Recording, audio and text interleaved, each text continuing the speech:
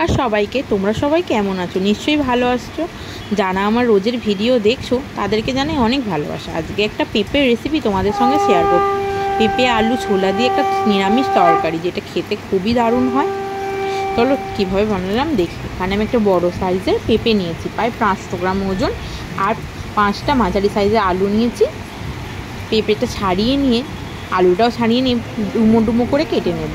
দেখতে হবে পেঁপের গায়ে একটুও না খোলা থাকে, তাহলে কিন্তু পেঁপেটা তেতো লাগতে পারে।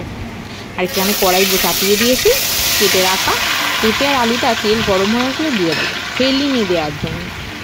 সামান্য যখন একটু কালার আসবে তখন 1 কাপ মতো ছোলা আমি আগের দিন রাত্রিরে ভিজিয়ে রেখেছিলাম, 1 কাপ মতো ছোলাটা দিয়ে দেবো এর মধ্যে।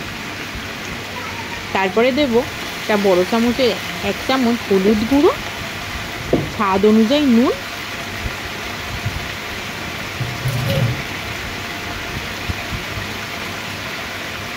আর দিয়ে দেবো 1 চামচ বড়ো চামচের জিরে গুঁড়ো, আর কয়েকটা চেরা কাঁচা লঙ্কা। আমি এখানে 5টা কাঁচা লঙ্কা দিয়েছি, তোমরা তোমাদের ঝাল অনুযায়ী দেবে। আমি কিন্তু কোনো গুঁড়ো লঙ্কা এতে ব্যবহার করব না। পেঁপের তরকারিতে বেশি মশলার প্রয়োজন হয় না। আর দিয়ে দিলাম 1/2 চামচ মতো আদা বাটা, দিয়ে এটাকে ভালো করে নাড়িয়ে চাড়িয়ে নেব।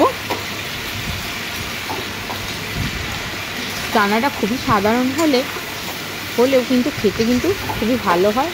তোমরা রুটি ভাতের সঙ্গে এটা খেতে পারো। নিরামিষের দিনে খেতে কিন্তু খুবই ভালো লাগে। যখন দেখবো নেড়েচেড়ে একটু ভাজা ভাজা হয়ে আসবে, এর মধ্যে দিয়ে দেবো জল।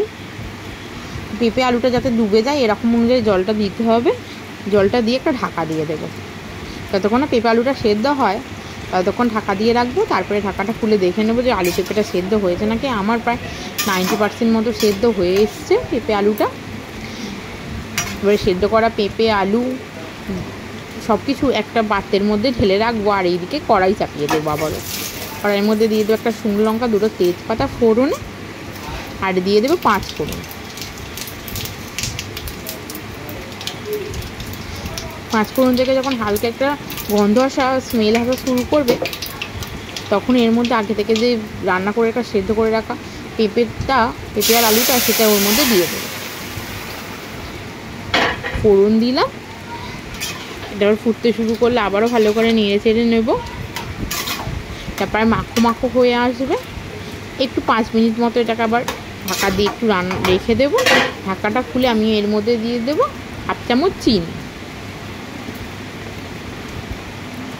স্বাদের জন্য চিনিটা অবশ্যই তোমরা পেঁপের তরকারিতে দেবে, সেটা কিন্তু খুবই ভালো হবে। তাহলে আবারও ভালো করে নেড়ে চেড়ে নিয়ে আর নাবানোর আগে দিয়ে দেব একটু ঘি। খুব বেশি ঘি দেওয়ার প্রয়োজন নেই, ওই 1 চামচ মতো ঘি দিলেই তরকারিটার টেস্ট হবে। আর যারা আমরা রোজের ভিডিও দেখছো প্লিজ আমার চ্যানেলটা সাবস্ক্রাইব করো, ভালো লাগলে লাইক শেয়ার করে দেবে। তোমরা আমার চ্যানেলে নতুন নতুন ভিডিও রোজের পেতে থাকবে।